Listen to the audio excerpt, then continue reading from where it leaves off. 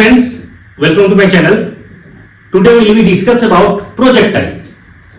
आज मैं डिस्कस करूंगा प्रोजेक्टाइल क्या होता है और इसमें जो इंपॉर्टेंट डेफिनेशन है प्रोजेक्टाइल से जो रिलेटेड इसके बारे में हम लोग आज डिस्कस करने वाले हैं फ्रेंड्स। तो आप इस वीडियो में लास्ट तक बने रहें। आइए हम लोग समझते हैं कि प्रोजेक्टाइल होता क्या है। A projectile is a particle or body thrown into a space with some initial velocity at the certain angle that is called projectile। किसी पार्टिकल को जब हम फेंकते हैं स्पेस में तो हॉरिजॉन्टल के साथ कुछ ना कुछ एंगल बनाता है, दैट इज कॉल्ड प्रोजेक्टाइल। मैं यहां डेफिनेशन लिख देता हूं। ए projectile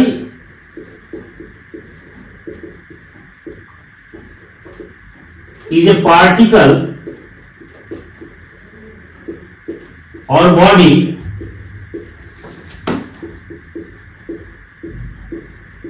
thrown into a space with some initial velocity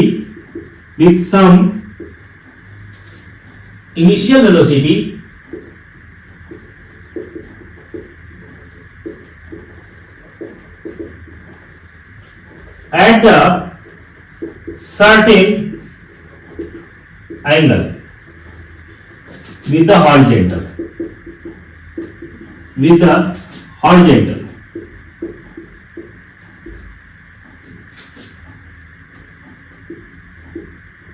horizontal is called projectile,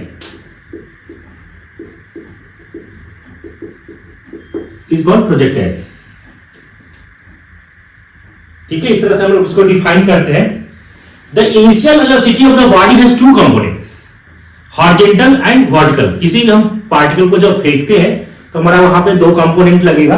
अगर मैं बात करता हूं यहां पे, अभी हम लोग समझते हैं ये हमारा क्या है, ये एक्स एक्सिस में ले लिया और ये वाई एक्सिस। हमने अभी क्या डिफाइन किया कि प्रोजेक्टाइल जो होता है किसी भी पार्टिकल को जो हम फेंकते हैं स्पेस में तो हॉरिजॉन्टल के साथ कुछ ना कुछ एंगल बनाता है। तो हमारा जो किसी पॉइंट से इस पॉइंट से हम पार्टिकल को जब फेंकते हैं तो ये हॉरिजॉन्टल के साथ कुछ ना कुछ एंगल बनाता है। ये मैंने जो देखा, ये हॉरिजॉन्टल के साथ जो एंगल बना रहा है, मान लेते हैं कि यहां पे बना लिया अल्फा, इसको हम लोग बोलते हैं प्रोजेक्टाइल, ठीक है। जो हॉरिजॉन्टल के साथ कुछ ना कुछ एंगल यहां पे फॉर्म कर रहा है। The initial velocity has two component, यहां पे एक हमारा हॉरिजॉन्टल कंपोनेंट, एक वर्टिकल कंपोनेंट, दो रिजॉल्व होगा। The horizontal component of the body move forward in horizontal direction and its constant during the motion, and the vertical component of the body move forward in vertical direction and affected the acceleration due to gravity। अब यहां पे क्या होगा कि horizontal direction में दो और vertical direction में यहां पे जो कंपोनेंट जो रिजॉल्व होगा, यहां से हम लोग क्या करेंगे, u cos अल्फा, अगर एंगल अल्फा लिया, और वर्टिकल कंपोनेंट जब रिजॉल्व करेंगे यहां से तो u sin अल्फा, ठीक है।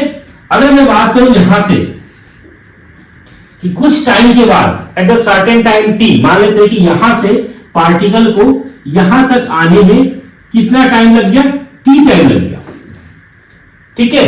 तो यहां पे पहले हमारा इनिशियल वेलोसिटी, जिस वेलोसिटी से हम किसी पार्टिकल को फेंकते हैं, अब हम इंपॉर्टेंट पॉइंट्स हम लोग डिस्कस कर लेते हैं, सारा हमारा क्लियर हो जाएगा।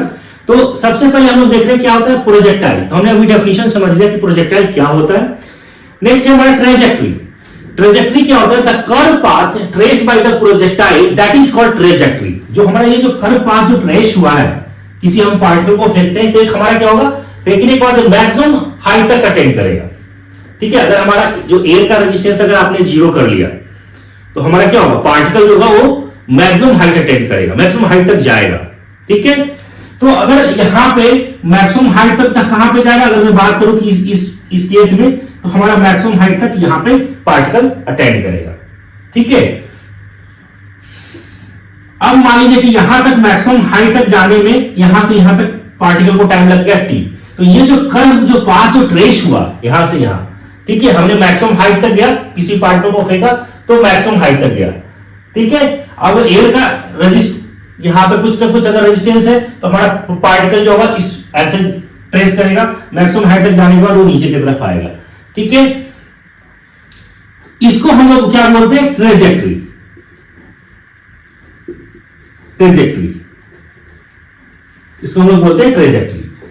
नेक्स्ट हमारा वेलोसिटी ऑफ प्रोजेक्शन, जिस वेलोसिटी से, जो इस इनिशियल वेलोसिटी से अगर हम पार्टिकल को फेंकते हैं, ऑब्जेक्ट को, है ना, जो हमारा पार्टिकल है उस पार्टिकल थ्रोन करते हैं, उस हमारा कहलाएगा, क्या कहलाएगा, वेलोसिटी ऑफ प्रोजेक्शन। अगर इसको वेलोसिटी ऑफ प्रोजेक्शन पे मैंने मान लिया यहाँ पे कि यू वेलोसिटी से हमने पार्टिकल को फेंका, तो हमारा क्या कहलाएगा, यू हमारा क्या है यहाँ पे, वेलोसिटी ऑफ प्रोजेक्शन।